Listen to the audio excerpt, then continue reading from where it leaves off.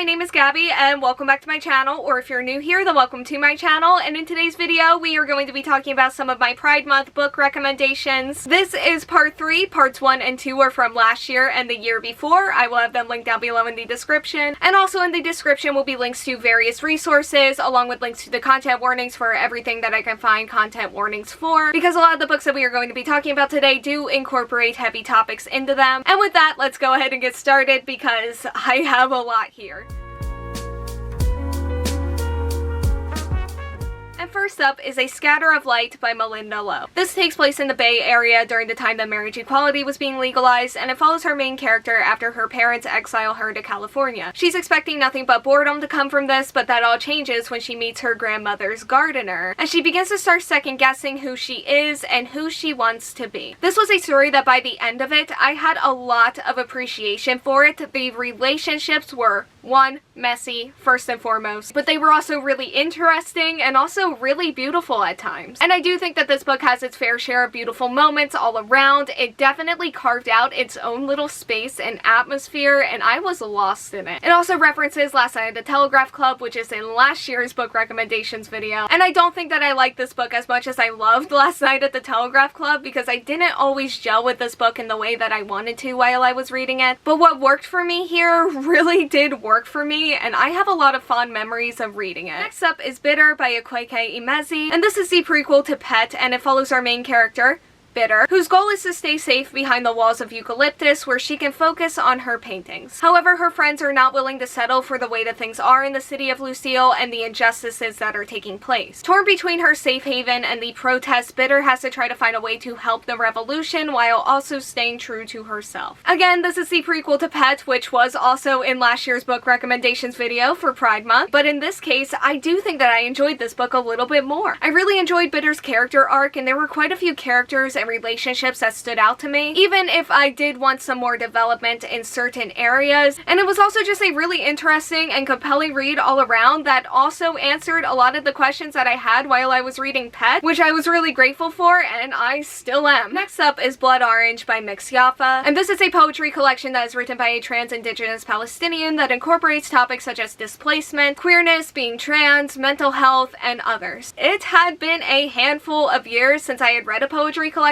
before I read this one and also one other, and this poetry collection was a huge part of why I now currently want to read more poetry collections. I thought the author had a really powerful voice, and you could really feel all of the emotions that were poured into each and every poem and every line, and it's why I still think about this collection months later. Like, it was a quick read for sure, but it definitely made its impact. And again, reminder, I do have resources in the descriptions of my videos regarding Palestine and just the devastation that is happening right now at the time of filming this, and that has been happening long before this. Next up is Chef's Choice by TJ Alexander, and this follows our main character who lives a good life in New York City, from her roommate to her just being a proud trans woman, which are all things that she tries to remind herself of after she gets fired from her office job and has to find a new way to pay her bills, which is where our other main character comes in. He is a trans man and the heir to a culinary empire, and in order to inherit said culinary empire, there are a couple of things that he needs to accomplish. The first is to find a girlfriend, and then the second is to learn a series of world-renowned and often elaborate family recipes. I really just loved and adored our main character in this book. She was such a joy to read. She's definitely one of my favorite characters that I've read so far this year in 2024. So for her alone, I needed to put this book in this video because she's incredible and she deserves it, but this book also does have a lot of really adorable and fun moments, from the relationships, friendship, and romantic to just the cooking storyline. And it was also just really lovely to read a tea for tea romance, and by the end of the book, I was really enjoying them together. It took a while for me to get to that point with them, and I spent most of the book just feeling way too neutral about the romance, but we did get there, and that's what matters. Next up is Fake Dates and Mooncakes by Sherry Lee, and this follows our main character who wants to win the Mid-Autumn Festival mooncake making competition in his mother's memory so that his aunt's struggling Chinese takeout business can get the publicity that it needs. He then then meets a rich and handsome stranger who convinces him to be his fake date to his family's wedding in the Hamptons. Their worlds could not be more different from one another, and our main character finds himself falling for his fake date and also caught up in a lot of rich people drama. And he has to navigate the approaching competition while also trying to follow his heart and not get sidetracked. This was another very fun, very adorable romantic comedy that also does revolve around baking and cooking as part of the storyline. I love these two together from the very beginning. Like, if this wasn't a romance book, I would still really love the relationship between these two characters, which is not something that I always feel, so they do feel special to me in that sense. I didn't always think that this book was perfectly paced, and some of the side characters did feel very flat to me at times, but this is also just one of those books that you can really feel how much love this author put into the entire thing, and it actively made my day better. Like, despite the darker topics that this book does dive into, my heart was just happy after reading this, and I loved it so much. Next up is Genderqueer, a memoir by Maya Kobe, and this is a graphic novel and an autobiography that covers this author's journey of self-identity as someone who is non-binary and asexual. This is a very personal memoir, and I'm so glad that this book exists and that I got to know this author's story. I also really enjoyed the art style, and there were quite a few panels and pages that I thought were incredible in terms of, again, the art style, but also just in terms of the composition. And I just have a lot of respect for this author for creating this at all, honestly. I don't read a ton of memoirs, but if I start to read more, this book will be one of the reasons why. Next up is Hell Followed With Us by Andrew Joseph White. And this follows our main character who is on the run from the cult that raised him so that they don't get their hands on the bioweapon that they infected him with. When he gets cornered, he gets rescued by a group of teens from an LGBTQ+ center and meets their leader who knows our main character's secret about the bioweapon. Which is fine as long as he uses that power to defend the center, but it isn't long before our main character realizes that this leader has a few secrets of his own. I kind of don't even know where to start with this one, but I think I'm gonna start with the writing. It has really descriptive writing, which was fun, but also not. Because this is a horror book, and it also does have some, like, almost cartoonishly violent scenes in here. It also has a gothic religious atmosphere and setting with some fantasy, and I did get a little bit lost at times when it comes to the fantasy elements, but for the most part, I really enjoyed it. Like, this cover promises a lot when it comes to the aesthetic, and I do think that this book fully delivered on that. It also delivered on the characters and the relationships, and there were a lot of interesting dynamics and just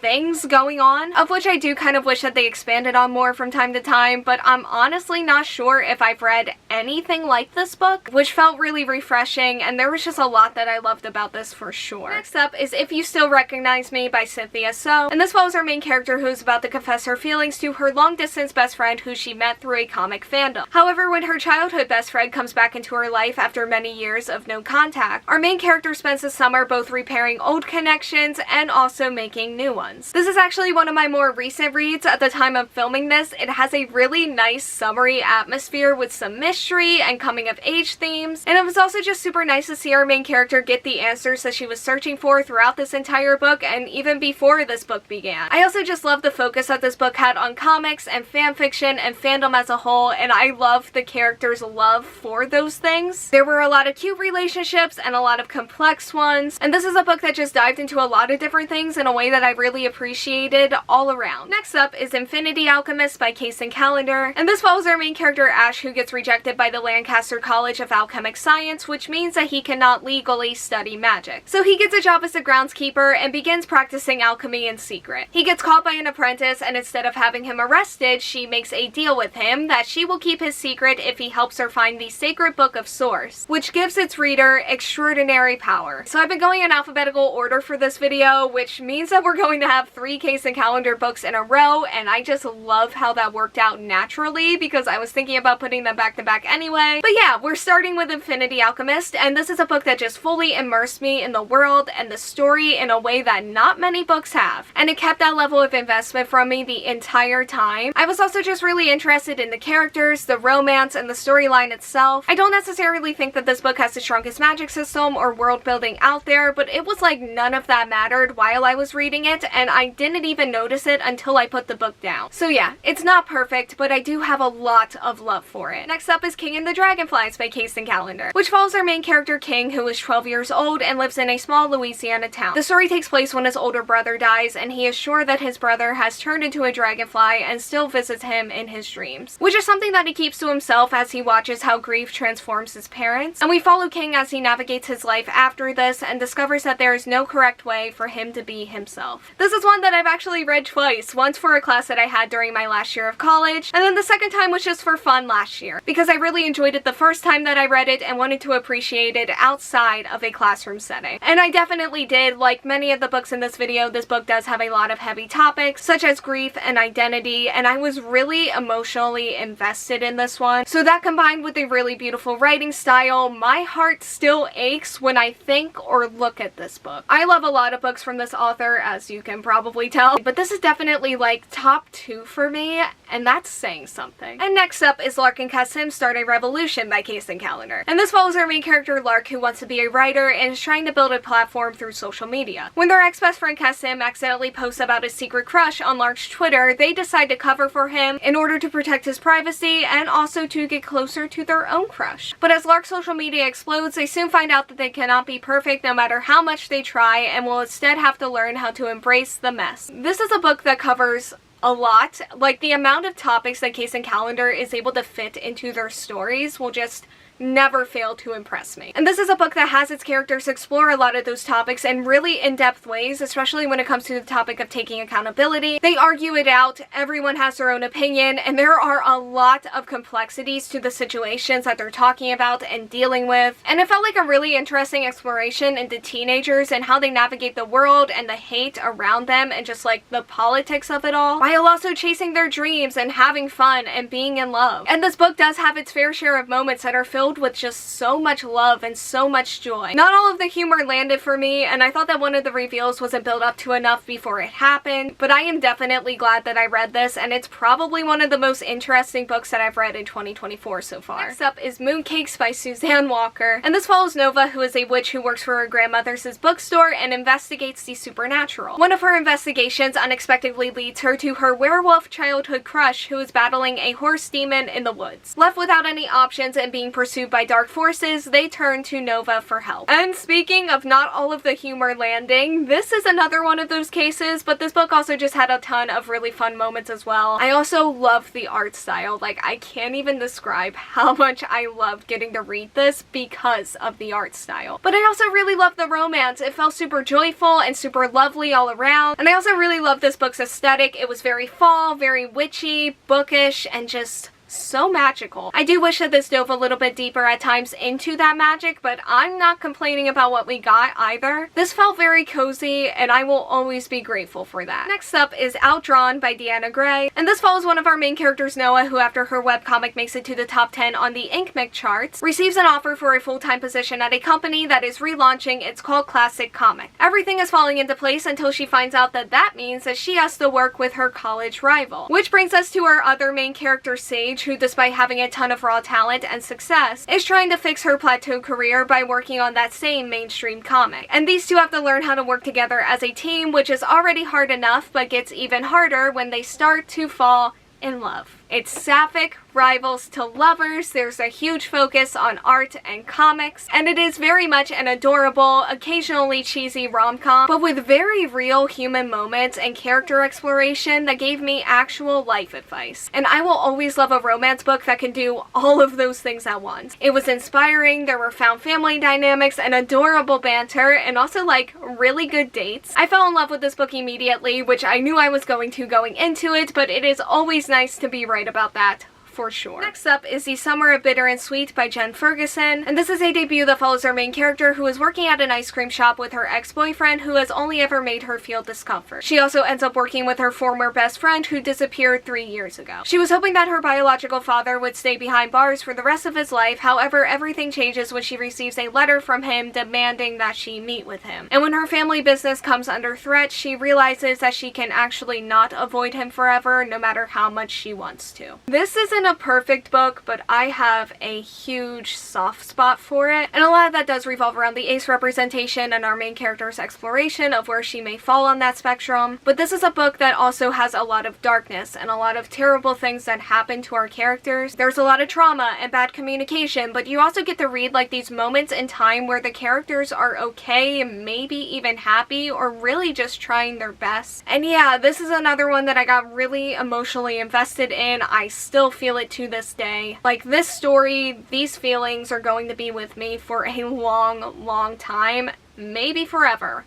Who's to say? Next up is This Wicked Bargain by Gabe Cole novella, and this follows our transmasculine, non-binary main character who is a teen pirate hiding a magical ability. However, magic is not going to be enough to stop El Diablo from coming to collect the soul of their father and the entire crew as payment for a bargain made by their father. Our main character is saved by the only remaining pirate crew, and El Diablo comes to them with an offer of a seemingly impossible task. Okay, so this is one that took me a lot longer to read than I would have liked. I didn't expect this book to be a book that took me a long time to read when I started reading it, but I just didn't really love the pacing or the structure of the story. But despite that, I do still think that this book has a lot to offer, because while the story did take too long for me to pick up, once it did pick up, I did have the time that I wanted to have with this book. And I loved the atmosphere throughout the entire thing and just how rainy and piratey and magical it was. And I really loved, I thought this had a lot of really cool dark fantasy elements as well. It didn't give me everything that I wanted, but it gave me a good amount, and that's what I'm focusing on today. Next up is Whisper Me a Love Song by Eku Takeshima, and this follows our main character Himari, who falls in love with her upperclassman after hearing her band perform on the first day of school. She confesses, and then this girl confesses her love back, and then Himari realizes that they are feeling two different kinds of love and begins to wonder what love really means. This is definitely one of my favorite ongoing manga series right now, and I feel like I say this about this series all the time, but I really do fall more and more in love with it with each and every volume. And after volume 3,